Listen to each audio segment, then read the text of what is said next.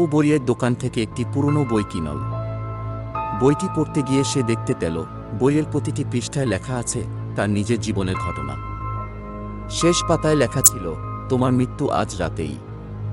আতঙ্কে অপু বইটি পুড়িয়ে ফেলল, কিন্তু রাতেই তার হার্ট অ্যাটাক হল।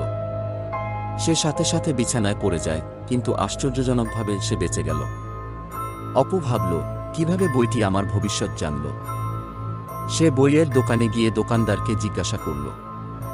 দোকানদার বলল, বইটি অভিশপ্ত, বইটি এর মালিকের মৃত্যু পূর্বাভাস দেয়।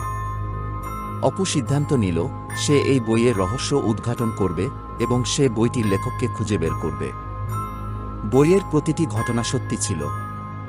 অপু বইয়ের লেখককে খুঁজে পেল। লেখক বলল, আমি অভিশাপ মুক্ত করতে চাই।